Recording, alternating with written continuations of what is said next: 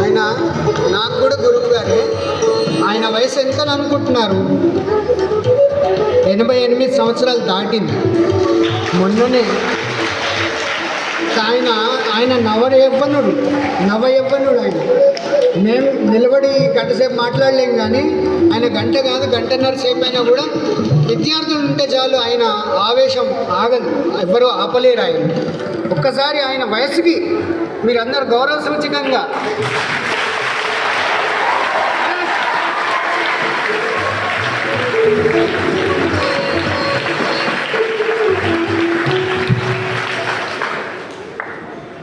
కూర్చోండి. మిత్రులారా, ఈ కార్యక్రమానికి అధ్యక్షత వహిస్తున్న సోదరి సత్యవతి గారు, పూర్వపు ప్రధానాచార్యులు హరివరప్రసాద్ గారు, మిత్రులు రమేష్ గారు ప్రధానాచార్యులుగా ఉండగా నేను పాలేరులో మాట్లాడాను. పాలేరు అంటే ఖమ్మం జిల్లా. అంతకుముందు కరీంనగర్ జిల్లా చొప్పదండలో కూడా మాట్లాడే అవకాశం నాకు దొరికింది. చాలా సంతోషం. ఇప్పుడు మీ గురువు గారికి 60 ఏళ్ళు, వాడు నాకు 40 ఏళ్ల కింద నా శిష్యుడు. మీరు కూడా తర్వాత జ్ఞాపకం చేసుకోవాలి, మీ శిష్యులు ఎవరైనా వచ్చి మిమ్మల్ని అట్లా గౌరవించేటట్టుగా మీరు తయారు కావాలి. మీ పిల్లలు జ్ఞాపకం ఉంచుకొని నాకు ఫలానా ఉపాధ్యాయుడు బాగా చెప్పేవాడు అని జ్ఞాపకం ఉంచుకొని చెప్పేటట్టుగా మనం తయారు కావాల్సిన అవసరం ఉంది. వాస్తవానికి ఇవాళ ఈ ఆనందకర సన్నివేశంలో చుక్కరామయ్య గారు లాంటి వాళ్ళు ఉండాలి. చుక్కరామయ్య గారికి మేము శిష్యులు లాంటి వాళ్ళం. నా శిష్యుడు శ్యాము, రాము. మీకు పిల్లలు తెలియదు, చాలామందికి 20 ఏళ్ల కింద చందమామ కథ వచ్చేది. చందమామ లాస్ట్ పేజీలో రాము శ్యాము అని కథ వచ్చేది, ఒకటి చాక్లెట్ల గురించి అడ్వర్టైజ్మెంట్ వచ్చేది. ఇప్పుడు ఇందాక మాట్లాడిన వాడు మైలవరపు విజయ్ కుమార్, మా పూర్వ విద్యార్థి. వాడు అబ్బాయి శ్రీమతి కూడా మా విద్యార్థిని. అంటే మేము పాఠాలు చెప్పడమే కాదు, పెళ్ళిళ్ళు కూడా చేసినాం కాలేజీలో చాలామందికి. అంతర్వర్ణ వివాహాలు కూడా చేసినాం మేము. సరే, ఏమైనా టైము చూడాలి. నాకున్న టైం 10 నిమిషాలు లేక 12 నిమిషాలు మాత్రమే. కాదు, ఎందుకంటే నేను చూసేసరికి టైం 1:15 అవుతున్నది. కాబట్టి ఇంకా ఎక్కువసేపు కూర్చోవద్దు, భోజనాలు వెళ్ళవలసిన అవసరం ఉంది. నా తరగతి అంటే ఎంఏ క్లాసులో పిల్లలకందరికీ 7 సంవత్సరాలు చదివాడు కదా మా దగ్గర. ఇంటర్మీడియట్ 2 సంవత్సరాలు, డిగ్రీ 3 సంవత్సరాలు, పీజీ 2 సంవత్సరాలు, 7 సంవత్సరాలు మా దగ్గర చదువుకుంది. మాకు ఒక పీరియడ్ 50 నిమిషాలు, ఒక్కోసారి 2 పీరియడ్లు తీసుకునేవాళ్ళం. అంటే 1:40 నిమిషాలు పీరియడ్ మాకు. వ్యాకరణం చెప్పేటప్పుడు లేక సంస్కృతం చెప్పేటప్పుడు ఒక పీరియడ్ ఒక సూత్రం చెప్పలేము మనం. మీకు అందరికీ కొంచెం వ్యాకరణం ఉంది, ఉన్నత తరగతుల్లో 9, 10, 11, 12 తరగతుల్లో ఉంది. ఒక సూత్రం చెప్పాలంటే ఒక 2 తరగతులు తీసుకోవాల్సిన పరిస్థితి ఉండేది. నాకు సంతోషం ఏమిటంటే 40 ఏళ్ల కింద మా శిష్యుడిగా ఉన్నవాడు, 50 ఏళ్ల కింద శిష్యుడిగా ఉన్నవాడు, అంటే 74లో నేను లెక్చరర్గా చేరాను. అప్పటి నుంచి ఇప్పటిదాకా కూడా శిష్యులు ఇంకా నన్ను జ్ఞాపకం ఉంచుకొని పిలుస్తూ ఉన్నారు. అది సంతోషం.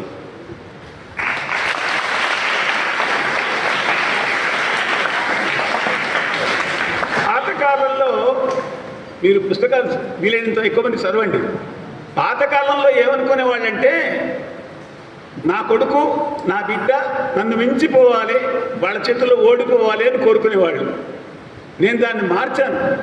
కొడుకులు ఎంతమంది ఉంటారు? 1-2 ఉంటారు. బిడ్డలు 1-2 ఉంటారు. కానీ శిష్యులు వేల మంది ఉంటారు. 50 సంవత్సరాలుగా నేను పాఠాలు చెప్తున్నాను అంటే 8,000 మంది ఉంటుంటారు. నా శిష్యులు చాలామంది విశ్వవిద్యాలయాల్లో అంటే యూనివర్సిటీస్లో ప్రొఫెసర్స్ అయిపోయి రిటైర్ అయిన వాళ్ళు కూడా ఉన్నారు. కాబట్టి శిష్యాత్ పుత్రాత్ ఇచ్చేత్ పరాజయం. I want to be conquered by my son, my daughter కాదు, no, I want to be defeated by my student. నా శిష్యుడి చేతిలో నేను కూర్చోను.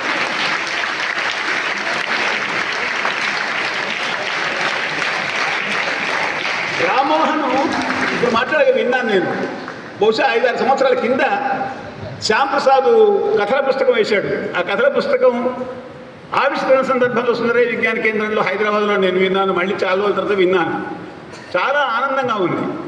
అంటే కేవలం ఏదో అయిపోతుంది, 87 వచ్చినాయి, 85 వచ్చినాయి, 90 వచ్చినాయి వస్తాయి, కానీ మన పరంపరను కొనసాగించే వాళ్ళు ఎవరున్నారు అనేది ముఖ్యం. ఇందాక మీరు వైదిక ఆశీర్వచనం విన్నారు సంస్కృతంలో. సంస్కృత ఆశీర్వచనంలో ఏం చెప్తాడు అంటే సమానానాం ఉత్తమ శ్లోకో అస్తు అంటాడు. అంటే నీకు సమానులైన వాళ్ళల్లో నువ్వు ఉన్నతుడిగా ఉండాలి. You must excel among your equals. అది ఆశీర్వచనం. ఇందాక మావాడు నారాయణ రెడ్డి గారి గురించి చెప్పాడు కదా, ఒక కవిత చెప్పాడు. నారాయణ రెడ్డి గారి గురించి చాలా చెప్పాలి, దాశరథి గారి గురించి చెప్పాలి. నిజాం సాగర్ కదా మన కళాశాల, మన పాఠశాల ఉంది. నిజాం సాగర్ ఏ నది మీద కట్టారు? మంజీరా. మంజీరా నది గురించి దాశరథి గారు రాశారు. దాశరథి కృష్ణమాచార్యుల వారు నిజామాబాద్ జైల్లో ఉన్నారు అని చెప్పాడు రాము. అక్కడ ఉన్నప్పుడే ఆయన మా నిజాం రాజు జన్మ జన్మాల బూజు అని రాశాడు. ఓ నిజాము పిశాచమా, అరే శైతాన్, అరే డెమన్, కానరాడు నిన్ను బోలిన రాజు మాకెన్నడేని తీగలను తెంపి అగ్గిలో దింపినావు నా తెలంగాణ కోటి రత్నాల వీణ అని.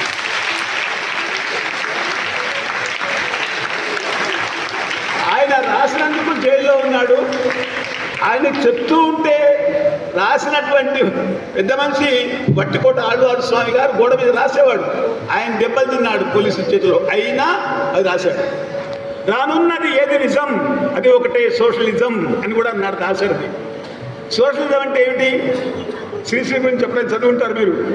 ఒక జాతిని వేరొక జాతి, ఒక మనిషిని వేరొక మనిషి పీడించే సాంఘిక ధర్మం ఇంకానా ఇకపై చెల్లదు. ఈ రేణి ప్రేమ పురాణం, ఆ ముట్టడికైన ఖర్చులు, మతలబులు, కైఫియతులు ఇవి కావోయి చరిత్రకర్థం. తాజ్మహల్ నిర్మాణానికి రాళ్ళెత్తిన కూలీలు ఎవ్వరు? అది మనం ఇవాళ ప్రశ్నించుకోవాల్సింది. ఇప్పుడు దాశరథి కృష్ణమాచార్యుల వారి 100వ జయంతి సంవత్సరం. ఈ మధ్యన వ్యాసం రాశాను, మనం చూశారు. ఆయన అన్నార్తులు అనాథలుండని ఆ నవయుగం అదెంత దూరమో, పసిపాపల నిదురకరులలో కాచిన భవితవ్యం ఎంతో అని ఆవేదన పడ్డాడు ఆయన. దేశం గురించి మాట్లాడాడు దాశరథి. ఎందుకంటే సందర్భం కాబట్టి చెప్పాలి. 100వ జయంతి ఉత్సవాలు చేసుకుంటున్నాం. 60 ఏళ్ళకే చనిపోయినారు ఆయన. నాకు ఇప్పుడు 80 వచ్చినాయి, ఆయనకంటే 20 ఏళ్ళు పెద్ద. కానీ ఏం చేసినాం మనం? You have to introspect our selfs. Introspection, self criticism చేసుకోవాల్సిన అవసరం కూడా ప్రతి వాళ్లకు ఉంది. దాశరథి గారు అన్నారు, జెండా ఒక్కటే. నిన్ననే కదా మనం ఉత్సవాలు చేసుకుంది 15 ఆగస్టు. జెండా ఒక్కటే 3 వర్ణులది, దేశం ఒక్కటే భారతాఖండ సేతు హిమాచలోర్వర. హిమాచలం అక్కడ ఉంది, సేతు దక్షిణంలో ఉంది, రామేశ్వరం దగ్గర ఉంది. దేశం ఒక్కటే, జెండా ఒక్కటే 3 వర్ణులది, దేశం ఒక్కటే భారతాఖండ సేతు హిమాచలోర్వర. కవీట్ కాండమ్ములోనన్, కవీట్ ఈట్ అంటే ఏనుగని. దిగ్గజముల వంటి కవులల్లో Rabindranath Tagore, where the mind is held high and mind is without fear, చిత్తమచల భయశూన్యమో శీర్షమచల ఉత్తుంగమో అని రాశాడు. ప్రపంచంలో ఏ కవికి కూడా లేనటువంటి గౌరవం రవీంద్రనాథ్ ఠాగోర్ గారికి ఉంది. ఎందుకుంది? ఆయన మన దేశంలో మొట్టమొదటిసారి కవిత్వానికి నోబెల్ ప్రైజ్ పొందినవాడు మాత్రమే కాదు, ఆయన రాసిన గేయాలు జనగణమన మన దేశానికి జాతీయ గీతం అయితే, మన పక్కనే ఉన్న బంగ్లాదేశ్ జాతీయ గీతం అమర్ సోనార్ బాంగ్లా జాతీయ గీతం రవీంద్రనాథ్ ఠాగూర్ రాశాడు. సోనార్, సోనార్ అంటే బంగారం, సునార్ స్వర్ణం. అమర్ అమర్ హమారా బాంగ్లా సోనార్ హై, అవర్ గోల్డెన్ ల్యాండ్, సువర్ణ దేశం. ఒక కవి 2 దేశాల జాతీయ గీత కర్త. కాబట్టి ఏమన్నాడు దాశరథి? కవీట్ కాండమ్ములోనన్ రవీంద్రుడొక్కంటే కవీంద్రుడు, పూర్తిత జగద్యుద్ధాలలో శాంతి కోదండోద్యద్విజయుండు గాంధీ ఒకడే. ప్రపంచంలో అనేక యుద్ధాలు జరుగుతూ ఉంటే శాంతి కోసం పరితపించిన వాడు, మతముల గుద్దులాటలు మాన్పుడ కోసం బలిదానం చేసిన వాడు గాంధీ మహాత్ముడు. అందుకోసం దేశం ఒక్కటే, జెండా ఒక్కటే, 3 వన్నెలది. దేశం ఒక్కటే భారత ఖండ సేతు హిమాచలోర్వర. కవీట్కాండం మూలోనం రవీంద్రుండొక్కండ కవీంద్రుడు ఊర్జిత జగద్యుద్ధాలలో శాంతి కోదండోద్యద్విజయుండు గాంధీ ఒకడే తల్లి మహాభారతి అన్నాడు. తెలంగాణ కోసం కొట్లాడినాం, తెచ్చుకున్నాం. ఎవరిది తెలంగాణ? అదానిదా, అంబానీదా? ఎవరిది తెలంగాణ? దొరదా, దేశముకులదా? ప్రాణములొడ్డి ఘోర గహన అటవులను పడగొట్టి అడవులు నరికి వ్యవసాయం చేసి పండించిన పంట ఎవడికి పోయింది? దొరలకు, దేశముఖులకు పోయింది. అందుకే చాకల ఐలమ్మ యుద్ధం చేయాల్సి వచ్చింది. ప్రాణములొడ్డి ఘోర గహన అటవులను పడగొట్టి మంచి మాగాణములను సృజించి ఎముకలను చేసి పొలాలు దున్ని భోషాణముల నవాబునకు స్వర్ణము నింపిన రైతుదే తెలంగాణ. తెలంగాణము రైతుదే ముసలి నక్కకు రాసరి కమ్ము దక్కునే అన్నాడు దాశరథి. అందువల్ల దాశరథి గారిని మనం జ్ఞాపకించుకోవాల్సిన అవసరం ఉంది. మనం ఇవాళ దేవుళ్ళు పూజలు పునస్కారాలు చాలా జరుగుతూ ఉన్నాయి. గ్రామ దేవతలకు బోనాలు చేస్తున్నాం, పెద్ద దేవతలకు బ్రహ్మోత్సవాలు చేస్తున్నాం. పాపం పుణ్యం ఇది ఏమిటి? పాపం ఏది పుణ్యం? కోట్ల కొద్ది పుస్తకాల్లో ఉన్న సారాంశం ఏమిటి అంటే చెప్పాడు ఒక ఆయన. 2 పాదాలు చెప్తాను, సగం శ్లోకంలో చెప్తాను. శ్లోకార్థేన ప్రవక్ష్యామి యత్ ఉక్తం గ్రంథకోటిభి. మీకు సంస్కృతం లేదు కదా? పరోపకార పుణ్యాయ పాపాయ పరపీడనం. పరులకు ఉపకారం చేస్తే పుణ్యము, అపకారం చేస్తే పాపం. సింపుల్. కాబట్టి పుణ్యం అంటే ఏంటో పాపం ఏంటో అర్థం చేసుకోవాలి. అందువల్ల మనం నారాయణ రెడ్డి గారు అన్నారు కదా, పరుల కోసం పాటుపడని నరుని బ్రతుకు దేదికని, మూగనేలకు నీరందువని వాగు పరుగు దేనికని.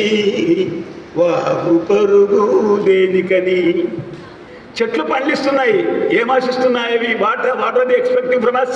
అది సౌరభములేల చెమ్ము పుష్పవరజంబు అన్నాడు కృష్ణశాస్త్రి గారు. హిందీలో చెప్పాడు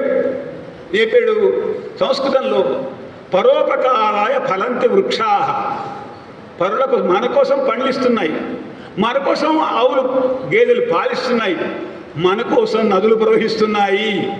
కాబట్టి సారాంశం ఏమిటంటే యు హావ్ టు అండర్లైన్ పరోపకారార్థమిదం శరీరం. పరోపకారాయ ఫలంతి వృక్షా, పరోపకారాయ దుహంతి గావః, పరోపకారాయ నదంతి నద్యః, పరోపకారార్థమిదం శరీరం.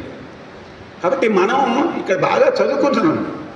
చదువుకునేవాడు నిత్యం ఇందాక రామడుగుతున్నాడు, సార్ మీ అనుభవాలు చెప్పండి సార్ అంటే, రిటైర్ అయ్యే ఇవాళ సాయం రిటైర్ అవుతున్నాడు అంటే ఇవాళ కూడా పాఠం చెప్పవలసిందే, పాఠం చెప్పి తీరాలి. పాఠం ఊరికే చెప్పడం కాదు, చదువుకోండి రా అనడం కాదు, పాఠం కోసం చెప్పడం కోసం ప్రిపేర్ కావాలి. You have to equip your self. నేను చదువుకొని పోవాలి. సంస్కృతంలో ఏం చెప్తున్నాడు?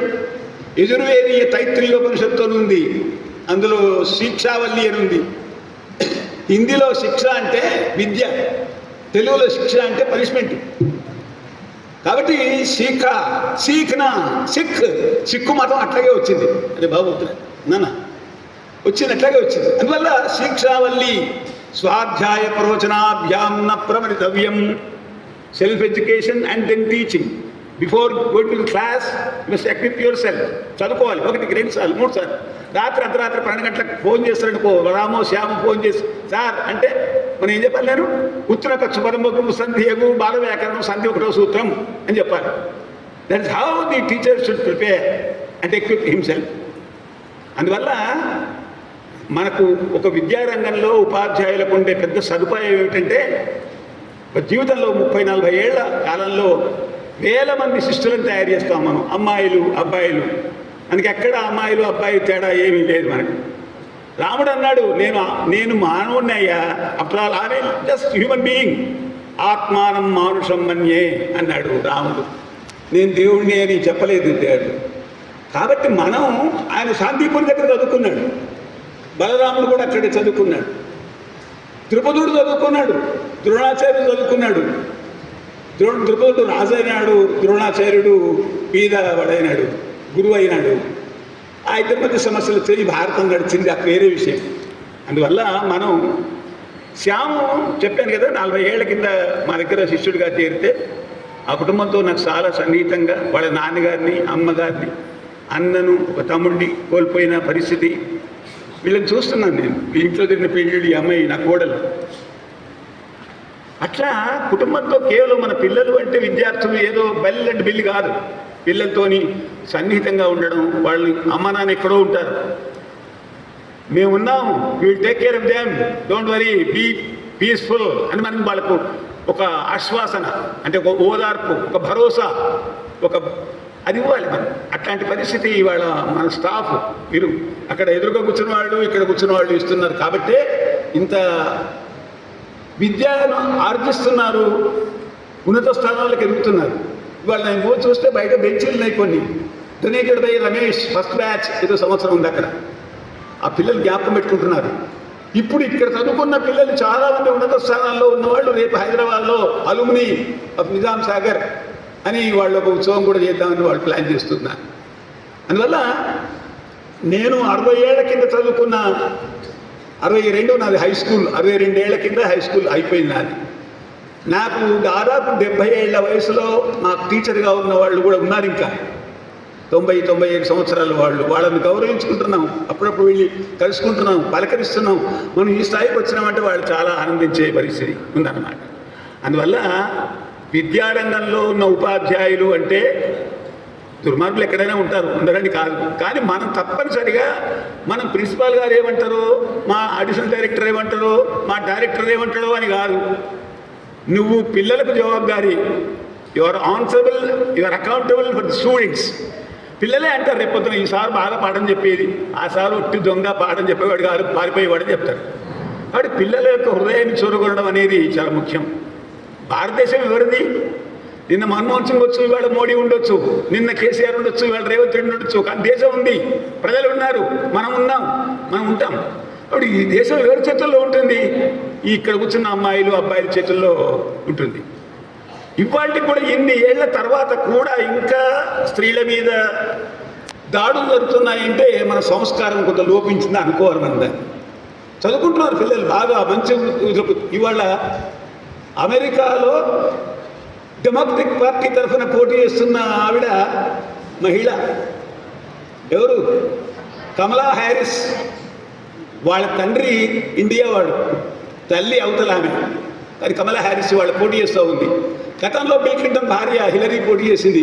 కానీ అమెరికా ఇంత అద్భుతమైన దేశం కూడా అక్కడ ఆడవాళ్ళ మీద వివక్ష ఉంది కాబట్టి అది ఓడిపోయింది. కమలా హ్యారిస్ గెలవాలని కోరుకుందాం మనందరం కూడా. మనం చెప్తున్నాము తల్లిగా, కల్పవల్లిగా, చెల్లిగా అని చెప్తాం మనం. కానీ ఇంకా ఆ పాతకాలపు పురుషాధిక్య సమాజం, మేల్ చౌనిజం, మేల్ డామినేషన్, అది పోలేదు. ఇంకా దాన్ని పోగొట్టుకోవడానికి అవసరం. మన తల్లి ఎవరు? మన చెల్లి ఎవరు? మన భార్య ఎవరు? మన పిల్లలు ఎవరు? సత్యవతి గారు ఎక్కడి నుంచో వచ్చింది, మా ఇంటికి వచ్చింది, మా కోడలు అయింది, నాకు నా పిన్ని అయింది, నా మేనత్త అయింది. అక్కడ ఆమె ఆడామె అంటాడు. ఎవడరా ఆడామె? ఆ అమ్మాయి మన ఇంటికి వచ్చింది అని అంటే ఆడామె అంటే, నీ బిడ్డ ఇంకో ఇంటికి పోతే ఏమవుతుంది? తల్లిని, తండ్రిని, తోడబుట్టిన వాళ్ళను అందరినీ వదిలేసి మన ఇంటికి వస్తే, మన ఇంట్లో పిల్లలని అంటే, ముసలులకు సేవ చేస్తే, గోత్రం కులం అని మర్చిపోతే పిల్లలకు నీ మౌని పేరే వస్తుంది కదా, ఆడపిల్లలు రాదు కదా. ఇంకా ఆడామే అంటే మరి ఏం గౌరవించినట్టు? మరి చెప్పడం ఏంటి? మాతృదేవోభవ, పితృదేవోభవ, ఆచార్య దేవోభవ, అతిథి దేవోభవ అని నోట మాటలు వస్తాయి, కానీ ఆచరణ మాత్రం రాదు. అందువల్ల ఇంకా మారవలసిన అవసరం చాలా ఉంది మనకు. కాబట్టి గొప్ప దేశం భారతదేశం అనేది ఒక భారతం, భాగవతం, రామాయణం అనేక ఉపనిషత్తులు ఉన్నాయి. చదివేవాళ్ళు లేడు, ఏం చేస్తాం? ఇందాక వాళ్ళు చదివారు, ఇంకా వాళ్ళని కూర్చోబెట్టి కొంత క్లాసు తీసుకోవాల్సిన అవసరం ఉంది. అందువల్ల మిమ్మల్ని అందరినీ అభినందిస్తున్నాను. ఇందాక మన హరివర ప్రసాద్ గారు కానీ, మా రమేష్ కానీ, మిత్రులు చిన్నవాడు కాబట్టి నేను ఏకవచనం ప్రయోగిస్తున్నాను. నేను వాళ్ళు మాట్లాడుతూ శ్యామును చాలా పొగిడారు. మీకు తెలుసు, పున్నమ నాడు సముద్రంలో అలలు పెరుగుతాయి, అలలు పొంగుతాయి సముద్రంలో. ఎందుకట? చంద్రుడు ఎక్కడి నుంచి వచ్చాడు? సముద్రం నుంచి వచ్చాడు. మనం చంద్రుడిని ఏమంటున్నాం? మనము చందమామ అంటాం. ఎందుకనాలి చందమామ అని? మామ మన అమ్మ తమ్ముడా అన్న. లక్ష్మీదేవి మన అమ్మ. లక్ష్మీదేవి సముద్రం నుంచి వచ్చింది, చంద్రుడు కూడా అక్కడి నుంచి వచ్చాడు. కాబట్టి మనకు చంద్రుడు మామ, కాబట్టి చందమామ అంటున్నాం మన దాన్ని. ఆ చందమామ పున్నమ నాడు బాగా అలలు ఎదుగుతాయి, ఆటుపోటు అంటామే. ఎందుకు అంటే చంద్రుడు ఎక్కడి నుంచి వచ్చాడు? సముద్రం నుంచి వచ్చాడు. చంద్రుడు పున్నమ నాడు 16 కళలతో 16 కళలతో ప్రకాశిస్తూ ఉంటే తండ్రి ఆనందం పట్టలేక వాడిని కౌగిలించుకోవడం కోసం చేతులు చాపుతున్నాడు. అట్లా అలలు ఎదుగుతున్నాయి పైకి అంటాడు. అట్లా పిల్లలు పైకి ఎదుగుతూ ఉంటే తల్లిదండ్రుల యొక్క తాత నాయనమ్మల యొక్క ఆనందం ఉంటుంది. అందువల్ల మీరు అమ్మ నాన్న యొక్క ఆశయాలకు అనుగుణంగా మీ ఆసక్తి, మీ ఇంట్రెస్ట్ ఏముంది, భవిష్యత్తులో ఏంది, what are the avenues for, నువ్వు బీకామ్ చేస్తున్నావు, బీఏ చేస్తున్నావు, ఎంటెక్ చేస్తున్నావు, ఎంబీఏ చేస్తున్నావు, ఏం చేస్తాము ఈ దేశం కోసం మనం పట్టబోసుకుంటాం. అంతేకాకుండా మన దేశం కోసం ఏం చేయాలి? అబుల్ కలాం గారు మీకు అందరికి తెలుసు, ఆయన పేపర్ బాయ్గా పనిచేసిండు, బ్రహ్మచారిగా ఉన్నాడు, వీణ వాయించేవాడు, ఒక బ్రాహ్మణ కుటుంబంలో ఉండి బతికాడు ఆయన. ఆయన దేశానికి రాష్ట్రపతి అయినాడు. The missile man of India Abul Kalam. ఒక సివి రామన్ లాంటి వాళ్ళు వచ్చారు మన దగ్గరికి, ఒక ఖురానా లాంటి వాళ్ళు వచ్చారు. కాబట్టి మన బాధ ఏంటంటే మన దేశంలో లేరు వాళ్ళు, ఇతర దేశాల్లోకి వెళ్ళిన తర్వాత వాళ్ళకి నోబెల్ ప్రైజ్ వచ్చింది. అసలు ఈ దేశంలో చాలామంది పౌరసత్వం వదులుకొని విదేశాలకు పోతున్నారు. ఎందుకు పోతున్నారో మనం ఆలోచించాలి. మీరందరూ కూడా ఉద్యోగాలు వద్దని కాదు, అమెరికాకు పోండి, ఆస్ట్రేలియాకు పోండి. ఇంతకుముందు కేవలం అమెరికా ఉండే, ఇప్పుడు ఆస్ట్రేలియా పోతున్నారు, న్యూజిలాండ్ పోతున్నారు. పిల్లలు పోవాల్సిందే.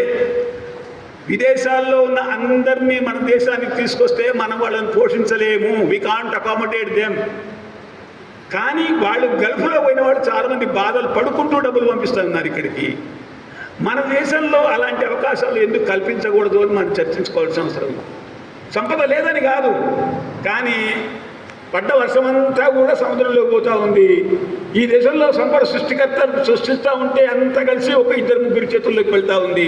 అది సమస్య. ఇవాళ ఏమైనా నేను రాజకీయాలు చెప్పడం లేదు, ఎకనామిక్స్ చెప్పడం లేదు, కానీ ఇందాక మన వాళ్ళు, మన హరివర ప్రసాద్ గారిని లేకపోతే రమేష్ గారు అని చెప్పినట్టుగా, మావాడు ఎట్లాగ చెప్పాడు అనుకో, మా రాము చెప్పినట్టుగా, శ్యాము మంచి ఉపాధ్యాయుడు, శ్యామ్ లాంటి గురువు మీకు దొరకడం అదృష్టం అనే పదాన్ని నేను వాడను. I don't like. మీకు చాలా సంతోషం, ఆనందదాయకమైన జీవితంలో మర్చిపోలేనటువంటిది ఇది. ఎందుకంటే అదృష్టము, దురదృష్టము ఇవన్నీ షేడ్స్ వేరే ఉంటాయి. అది మావాడి మీద దాడి జరిగింది అంటే రాజకీయ పేపర్లు ఏం రాస్తారు? దురదృష్టకరమని రాస్తాడు. అంటే అర్థం ఏంటి? దుర్మార్గం తప్పించుకోబోతాడు. ఆయన దాడి జరగడం దురదృష్టకరం కాదు, దుర్మార్గం. అందువల్ల ఈ పదాలు కొన్ని వాడడంలో కూడా చాలా జాగ్రత్తగా ఉండాలి. వానగంటి లక్ష్మణరావు గారు ఎప్పుడో చెప్పినట్టు పదములకు నైఘంటికార్థం రచించినవి అన్నారు. Certain words have lost its meaning in dictionaries. కాబట్టి శ్యాము ఒక విద్యార్థిగా నాకు తెలుసు, ఒక ఉపాధ్యాయుడిగా మీకు తెలుసు, శిష్యుడిగా ఎవరెవరి నేను కలవని వాళ్ళని కూడా తాను కలిశాడు చాలామందిని. దక్షిణాచార్య గారు వాళ్ళంటే మేము చూసినాము. కానీ నాకున్న ఉద్యమాలు, నిరాహార దీక్షలు, ధర్నాలు, పికెటింగులు, జీతాల కోసం, పెన్షన్ల కోసం. ఇప్పుడు నేను పెన్షన్ల సంఘం నాయకుడిని. మాది వాడు సాహిత్య రంగంలో ఉన్నాడు. బొమ్మల పోతన గురించి కానీ, మరి సోమనాథుని గురించి కానీ. సోమనాథుడు